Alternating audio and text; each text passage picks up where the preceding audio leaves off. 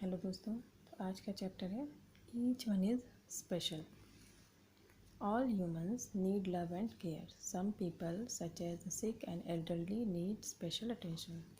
मतलब ऐसे लोग जो कि बीमार होते हैं और हमसे बड़े होते हैं तो उन्हें एक्स्ट्रा अटेंशन और केयर की नीड होती है या फिर ज़रूरत होती है। अब शुरू करते हैं। Special people. तो स्पेशल पीपल कौन होते हैं? Most of us can see, hear, speak and do our activities on our own. हम देखते हैं कि हम तो अपना काम खुद कर सकते हैं, जैसे देखना, सुनना, बोलना और एक्टिविटीज़ हम खुद करते हैं। But there are many peoples who can not see or hear. लेकिन यहाँ पर बहुत सारे लोग हैं जो कि देख या सुन नहीं सकते। Some people may not have normal features. कुछ लोग ऐसे होते हैं जिनके फीचर्स नॉर्मल नहीं होते। मे बी सिक और मेंटली हैंडीकैप्ड। वो कैसे हो सकते हैं? सिक हो सकते हैं या फिर मेंटली हैंडीकैप्ड हो सकते हैं, यानी कि मानसिक रूप से उनके अंदर कोई ना कोई कमी होती है। Such people have special needs and so are called special people. ऐसे लोगों को स्पेशल नीड की ज़रूरत होती है और ऐसे लोगों को हम कहते हैं special people. They may be physical challenged और मेंटली चैलेंज। वो कैसे हो सकते हैं? फिज़िकली चैलेंज हो सकते हैं, यानी कि शारीरिक रूप से उनके अंदर कोई कमी हो सकती है, या फिर मेंटली चैलेंज हो सकते हैं, मानसिक रूप से उनके अंदर कोई कमी हो सकती है। Nowadays we use the term differently abled to describe such people. तो आजकल हम क्या कहते हैं? उनको फिज़िकली चैलेंज और मेंटली चैलेंज इस तरीके का वर्ड यूज़ ना करके हम उनको कहते हैं डिफरेंटली एबल्ड। मतलब उनके अंदर अलग तरीके की क्षमताएं हैं। अब है ब्रेल सिस्टम। ब्रेल सिस्टम क्या होता है? Louis Braille was born in France. Louis Braille जो थे वो फ्रांस में उनका जन्म हुआ था। Due to an accident he lost his eyesight at a very young age. मतलब जब वो बहुत छोटे थे तो उनका कोई एक्सीडेंट हो गया था जिसकी वजह से उन्होंने अपनी आँखें, आई साइट, उनकी देखने की शक्ति चली गई थी। In year 1829, he developed method of writing alphabets which made it possible for blind people to read. Year 1829 में उन्होंने एक ऐसी तकनीक का विकास किया अल्फ़ाबेट की, जिससे कि ये संभव हो पाया कि जो ब्लाइंड पीपल यानी कि जो दृष्टिबाधित लोग हैं वो पढ़ने में सक्षम हो सकते थे, उनके लिए पढ़ना संभव हो सकता था। इसे हम क्या कहते हैं? इन ब्रेल सिस्टम, इसे हम कहते थे ब्रेल सिस्टम, यानी कि ब्रेल लिपि। In Braille system letters are represented by raised dots. Braille system में कैसा होता है? लेटर्स होते हैं जो कि उभरे हुए होते हैं और उनमें डॉट्स बने होते हैं। It is a system in which there are 6 raised dots.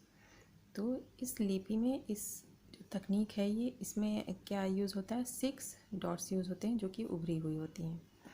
अब a blind person moves his finger on the dots and identify the letters in order to read. तो जो ब्लाइंड पीपल होते हैं वो कैसे पहचानते हैं? वो अपने फिंगर्स को मूव कराते हैं इन डॉट्स के ऊपर और लेटर्स को पहचानते हैं और पढ़ने की कोशिश करते हैं।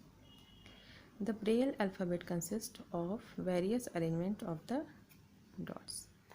तो ब्रेल अल्फ़ाबेट्स कैसे होते हैं? अलग अलग तरीके के अरेंजमेंट होती है इसमें डॉट्स की।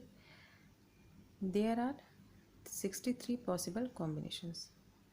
मीन्स इसमें 63 लेटर्स के कॉम्बिनेशन होते हैं which take care of the entire letters of the alphabet, जो कि सारे अल्फ़ाबेट को, मतलब लगभग सारे अल्फ़ाबेट अपने अंदर ये लोग कोशिश करते हैं कि उसके अंदर डेवलप किए जा सकें। And other signs such as punctuations. और भी अदर साइंस जैसे कि punctuations. It is today the most widely used script for the blind to read and right.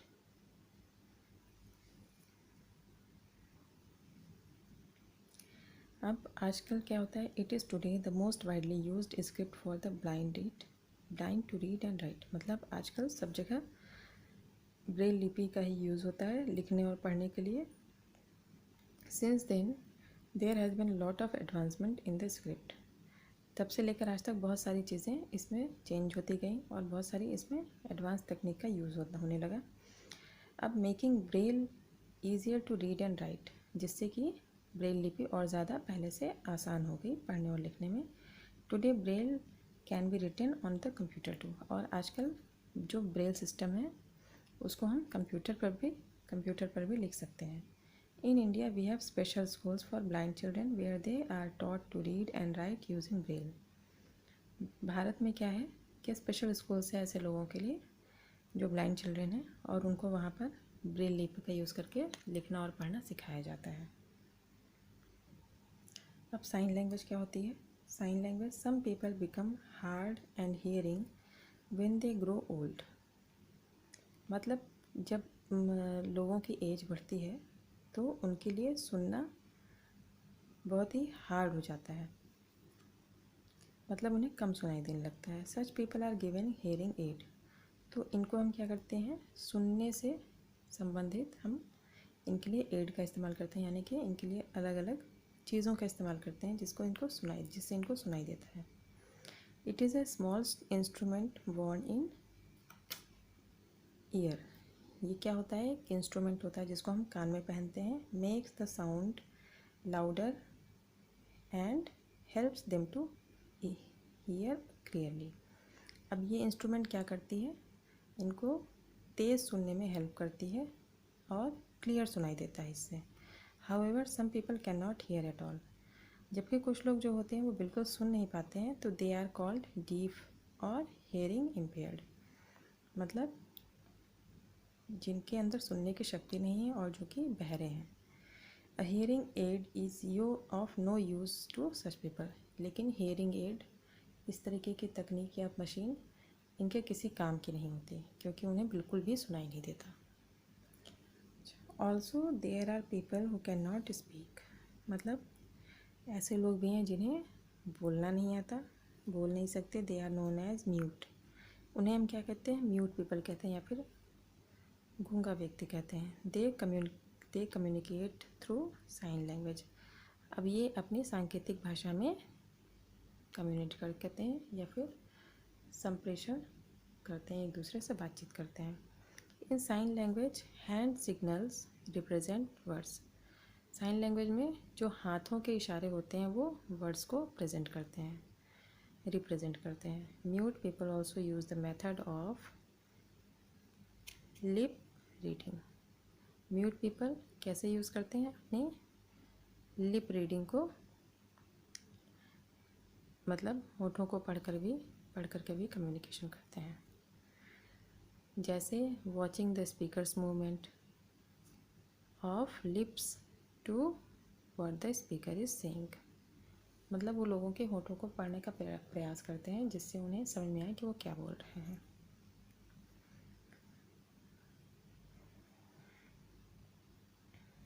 ठीक है, अब यहाँ पर इन्होंने कुछ साइन लैंग्वेज का यूज़ दिया हुआ है कि कैसे ये लोग यूज़ करते हैं।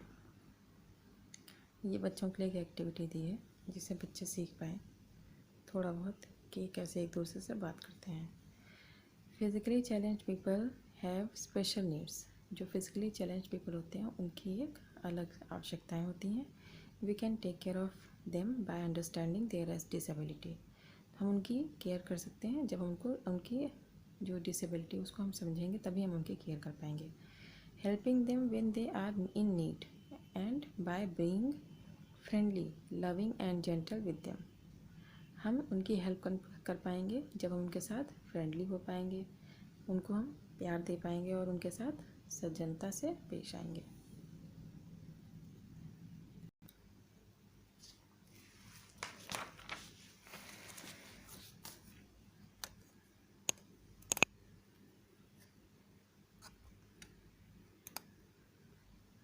Remind them to take their medicines on the time, उनको हम याद दिला सकते हैं कि अपनी मेडिसिन्स टाइम पर लें। अकम्पनी देम ड्यूरिंग देयर वॉक्स, उनके साथ हम जा सकते हैं वॉक पर। Involve them in family decision और एक्टिविटीज़, जब भी फैमिली में कोई डिसीजन होता है या फिर कोई काम होता है, एक्टिविटी होती है, तो हम उसमें उनको इन्वॉल्व कर सकते हैं। Help them when required by lifting और कैरिंग हैवी थिंग्स और फेचिंग थिंग्स फॉर देम, मतलब हम उनके लिए चीज़ों को ले आकर के उनकी हेल्प कर सकते हैं, उनके सामान उठा करके उनकी हेल्प कर सकते हैं। You must not only take care of elders at home but also the other senior citizens you see around. तो आप ऐसे सिर्फ और भी कई लोगों की हेल्प कर सकते हैं जो भी आपको दिखते हैं।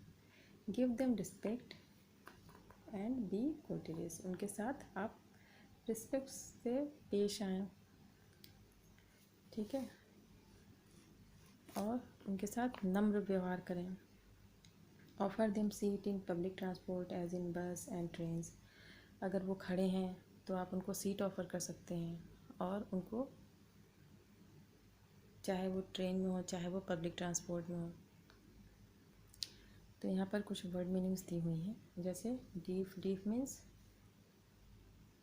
A person who can not here, जिसको सुनाई नहीं देता है उसे हम डीफ कहते हैं। ब्लाइंड किसे कहते हैं, जिसको दिखाई नहीं देता है। लेम किसे कहते हैं, person who can not walk properly, जो कि ठीक से चल नहीं सकता उसे हम कहते हैं लेम।